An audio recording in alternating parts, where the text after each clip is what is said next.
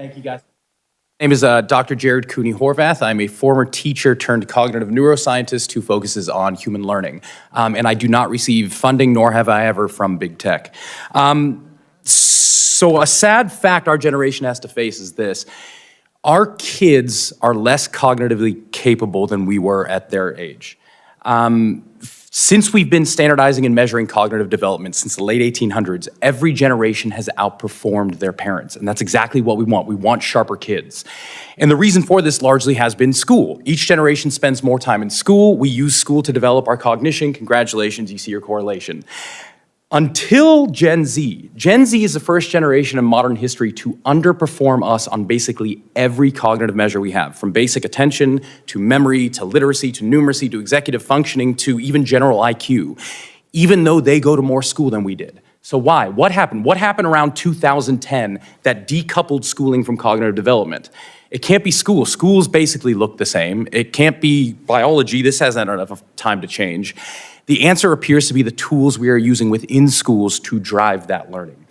Across 80 countries, as Jean was just saying, if you look at the data, once countries adopt digital technology widely in schools, performance goes down significantly, to the point where kids who use computers about 5 hours per day in school for learning purposes will score over 2/3 of a standard deviation less than kids who rarely or never touch tech at school. And that's across 80 countries.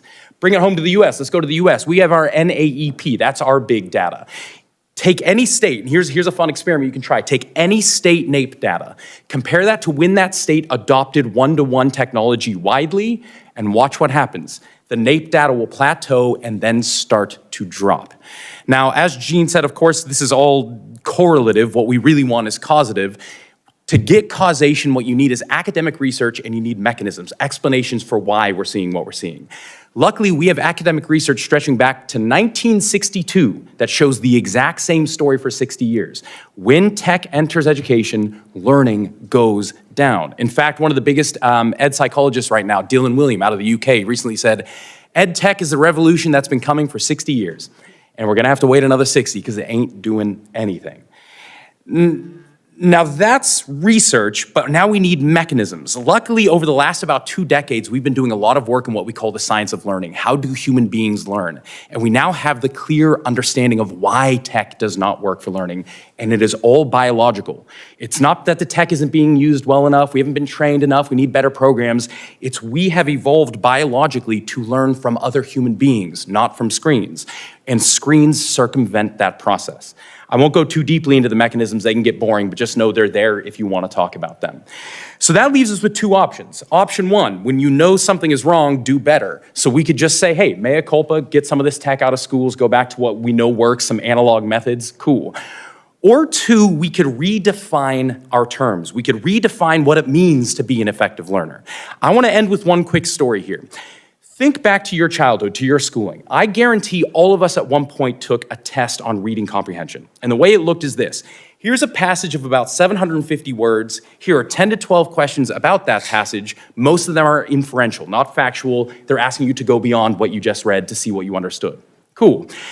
Last year, the SATs had a reading comprehension section. Here's what it looked like. Here is a single sentence of 75 words. Here is one question, fact-based, about that sentence.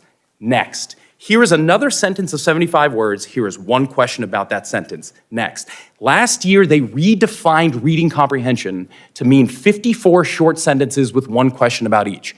That is skimming. That's not reading. Why would we ever do that? Because what do kids do on computers?